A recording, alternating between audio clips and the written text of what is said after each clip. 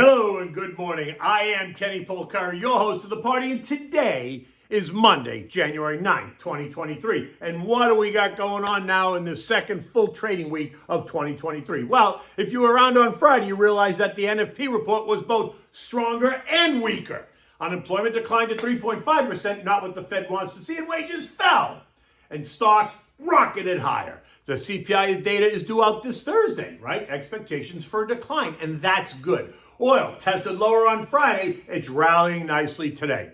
Gold is about to challenge 1900, something that we've been talking about now for a couple of weeks. China reopens, eliminating all travel quarantines. And what are we having for breakfast, lunch, or dinner, or brunch? We're having the mushroom leek frittata. So we'll get to that in a moment. So on Friday, stocks rocketed higher after the government NFP report showed that job creation, while more than the estimate, was below the trend.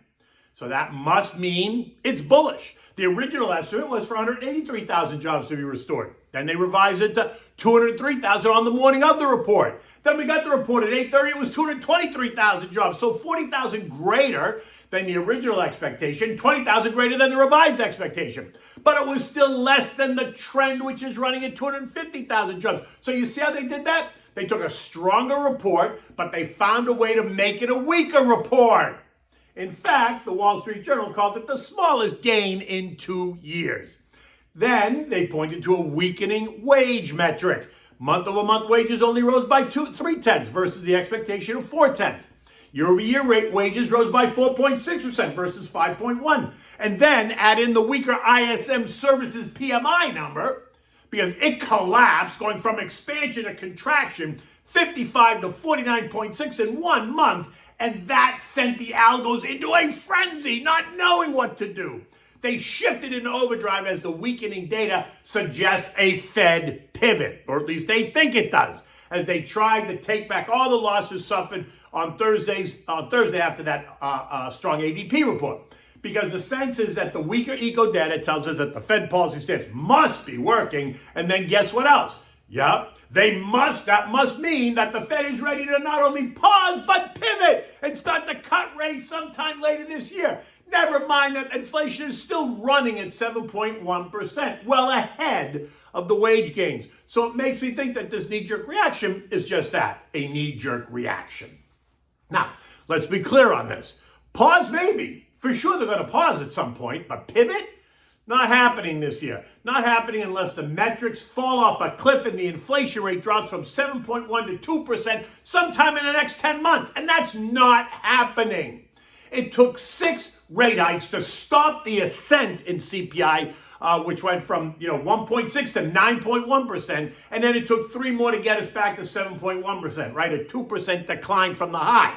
Last time I checked, we're still 5% above the target of 2%, which only leaves someone to wonder. Did anyone even listen to the Fed officials that spoke last week? Not one of them hinted at anything other than continued hikes and more work to do before we see any relief. Now, the action's telling you that the market does not believe the Fed. How do you know that? Because Fed fund futures are suggesting it, and Fed fund futures are the bets that investors and traders make and has nothing to do with Fed policy. The market's pricing in a range of 4.25, 4.75 for Fed funds rate. The Fed has told us that it's going to be somewhere between 5 and 5.5. And that's what they consider the neutral range right now. Neely Kashkari, remember, called for 5.4% last week. So 4.75, while it's close, isn't within the range, and that suggests that the market / investors don't believe what the Fed is saying. They are under the impression that the economic data will get weaker and weaker in the next couple of months. Weak enough to force the Fed to change the narrative, and bingo, that is why stocks rocketed higher. Besides the fact they were probably a little bit short-term oversold. The Dow ended the day up a whopping 700 points or 2.1%. The S&P gained 87 or 2.3%. The Nasdaq rallied by 265 points or 2.6%. The Russell was up 40 points or 2.25%. And the transports knocked it out of the park, climbing 455 points or 3.4%. Every one of the S&P sectors was higher, and the sectors that had been beaten up last year enjoyed even bigger moves, right? Semis, The SOX ETF rose by 4.7%. NVIDIA up 4.2%. AMD up 2.7%. Intel rose by 4.6%. Artificial intelligence rose by 2.8%. Consumer discretionary up 2.4%. Housing up 2.4%. Retail up 2.6%. Tech up 3%.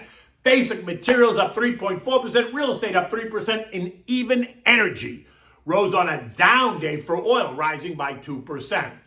Mikey Arone, chief investment strategist at State Street Global Advisors, told the Journal that investors are celebrating the fact that the average hourly earnings number was less than expected.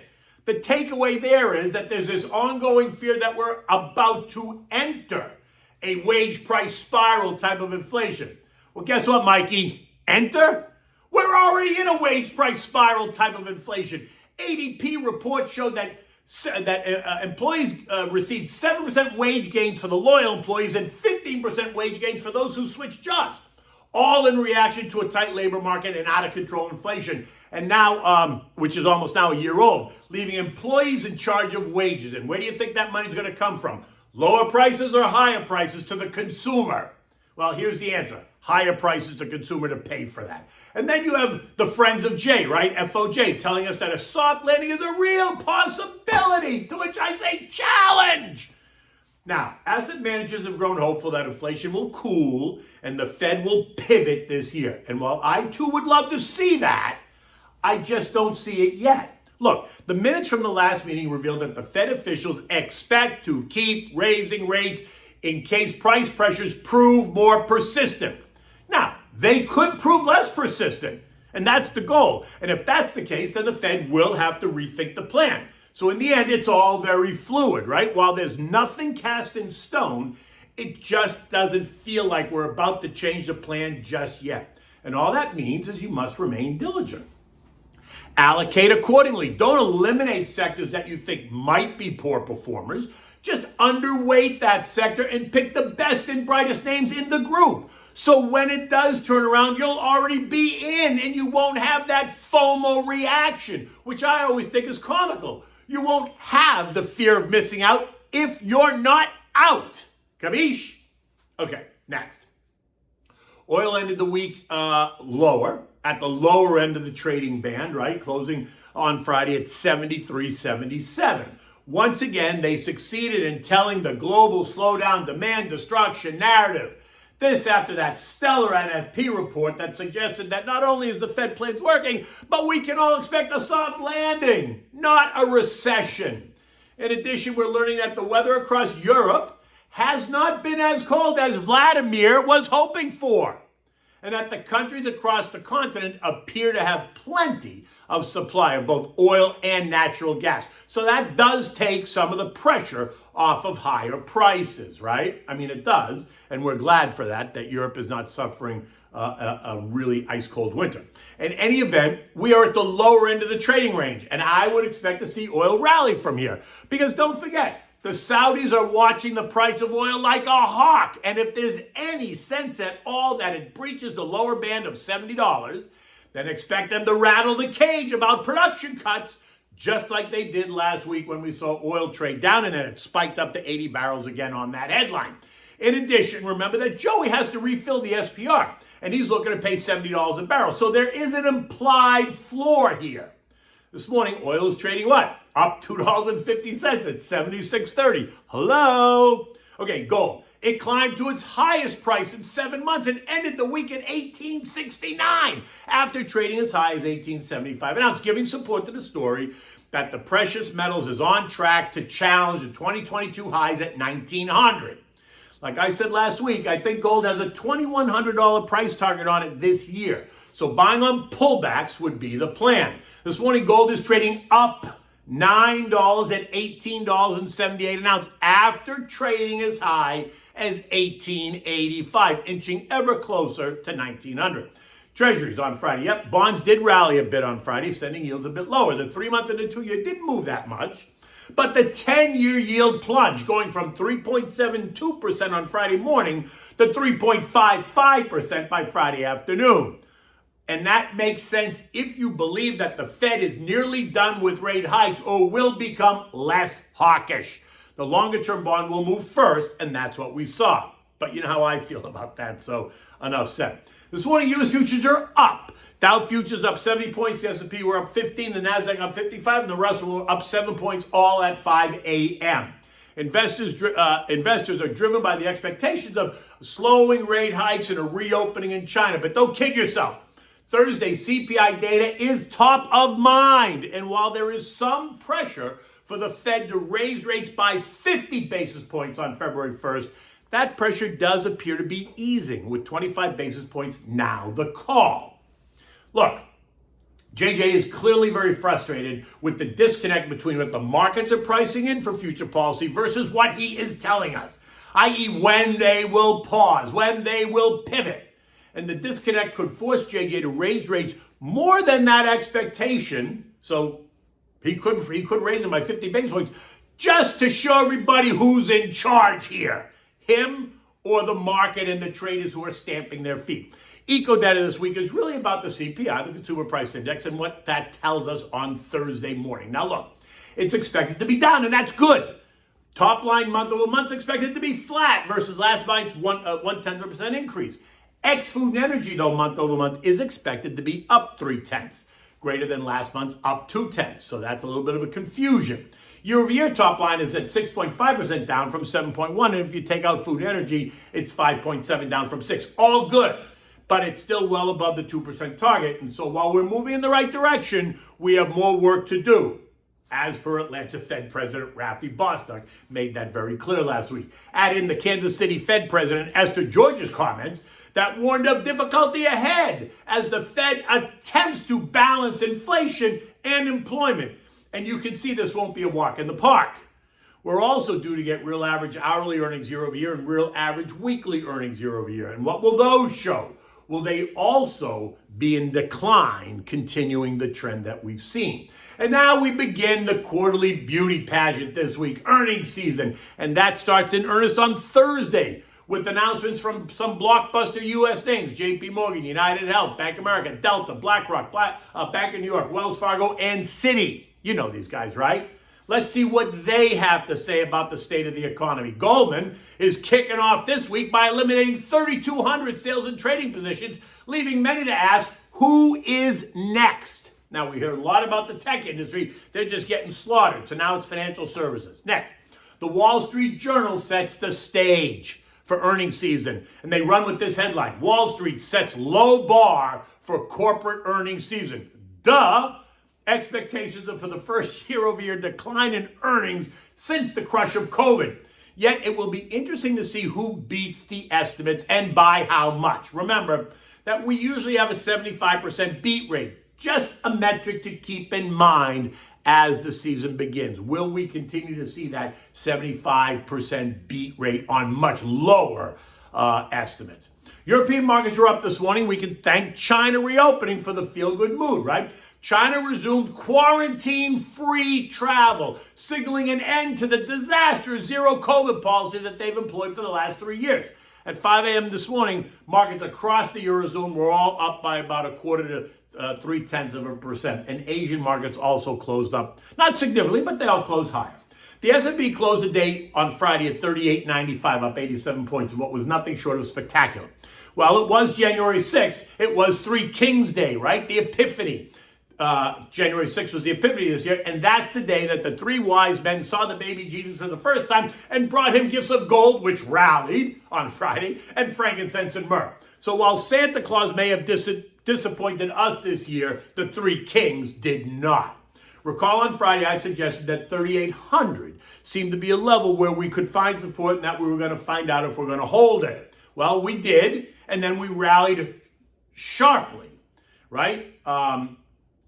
To pierce the downtrending 100-day moving average at 38.86. This morning, futures kissed and then penetrated the upward trending 50-day moving average at 39.04. So that leaves us to challenge a longer-term downtrending 200-day moving average at 39.96. A 100-point move or 2.6% move higher from here. Clearly, something could something that we could very easily do, especially if the Fed pivot narrative gains momentum. Remember, there are still some big banks calling for the market to trade lower. Morgan and Goldman are calling for S&P 3000 before this is over, but we know how quick that can change. This week's CPI and the start of earnings season is going to be the focus. And if the CPI does retreat as expected, then the path of least resistance will suddenly be up and not down, at least in the short term. It's going to depend on how that earnings season kind of plays out over the next month. I would remind you that the Fed minutes are very clear. They are not pivoting or pausing anytime soon.